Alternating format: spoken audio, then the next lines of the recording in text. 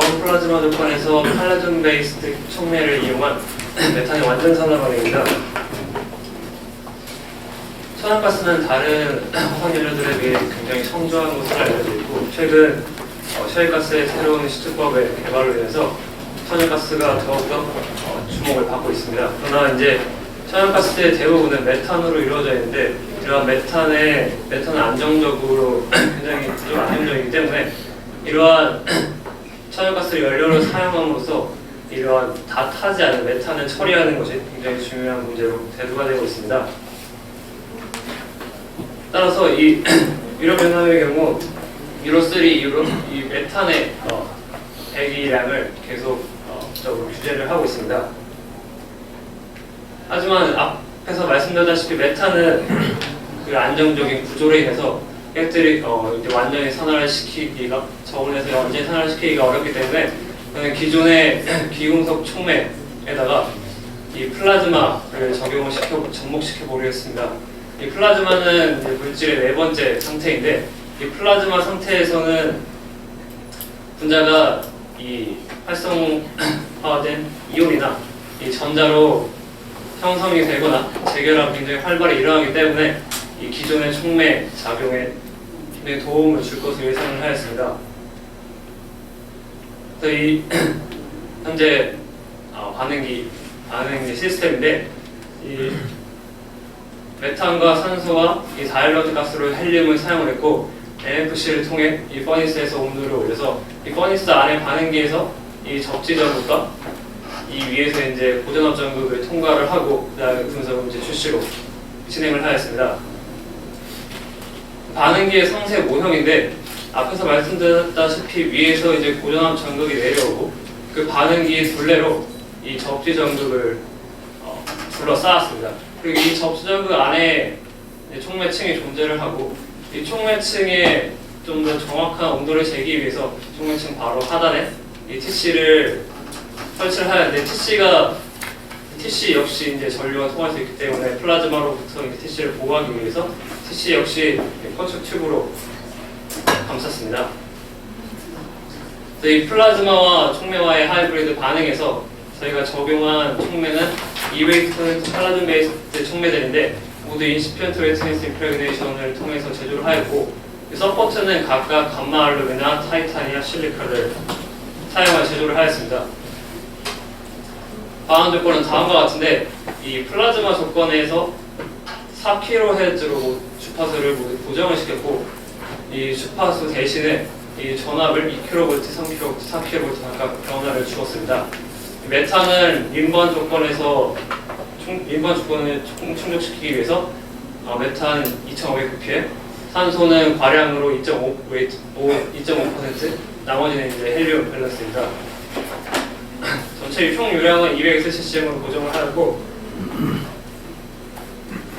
그다음에 촉매 없이 그냥 플라즈마만으로 이제 반응을 진행을 하였을 때는 이 온도가 증가함에 따라서, 또는 이제 플라즈마 전압이 증가함에 따라서 이 메탄의 전환율이 증가함을 확인할 수가 있었습니다. 근데 여기서 메탄이 모두 다 완전 산화가 되는 것이 아니고, 이 플라즈마만 사용을 하였을 때는 이 저온에서 CO의 선택성이 굉장히 높았고, 온도가 상승함에 따라서 CO가 CO2로 산화가 되긴 했습니다. 이는 플라즈마를 적용하지 않고 이제 팔라듐 베이스드 촉매만 이용해서 메탄의 완전 산화 반응을 진행을 하였는데, 이때는 CO는 당연히 나오지 않았고, 이때 촉매들은 실리카, 그다음에 감마 알루미나, 타이타니아 순으로 촉매 활성도가 좋았고, 특히 타이타니아의 경우에 BET 서비스 에어가 좀 낮아서 다른 촉매들에 비해서 좀 낮은 활성을 보였습니다. 그래서 이 촉매들은 이제 플라즈마를 접목을 시켜봤는데, 특히 타이타니아 같은 경우에는 별다른 상승 효과를 보이지 못한 반면에 이 실리카, 팔라듐 온 실리카 같은 경우에는 이 2웨이트%와 2kV와 3kV일 때는 오히려 더 떨어지는 효과를 보이다가, 이 4kV에서 이 서포트 효과로 인해서 메탈 전환율이 상승하는 것을 확인을 할 수가 있었습니다. 마지막으로 감마 알루미나 경우에 가장 높은 상승률을 보였는데, 이 E도 이제 실리카의 경우와 마찬가지로 2kV와 3kV일 때는 별다른 상승 효과가 없다가 4kV에서 굉장히 많은 상승 효과를 보여서 이 상온에서도 약 50% 정도의 메탄 전환율을 보였습니다. 이때 역시 이 촉매를 함께 넣었기 때문에 CO는 발생을 하지 않았고 4kV일 때만에 정리를 하면 이와 같이 되는데 이 플라즈마 전류의 모습이 서로 각각 모두 다르지만 팔라듐은 감마 알루미나의 촉매 때가 가장 높은 상승 효과를 보였음을 확인할 수가 있었습니다. 그래서 여기에 시너제스틱 이펙트 팩터를 고려를 하면 더욱더 극명하게 나타나는데 특히 220% 팔라듐 감마 알루미나의 경우에 이 팩터가 굉장히 메탄 전환율에서 높음을 확인을 할 수가 있었습니다. 그리고 이제 플라즈마와 촉매와의 이 하이브리드 효과를 좀 더 살펴보기 위해서 이 앞에서 이 플라즈마 존을 촉매층과 오히려 떨어뜨려서 한번 진행을 해보았는데 이때는 앞에서와는 달리 전혀 플라즈마 영향 상승 효과를 보이지가 않았습니다.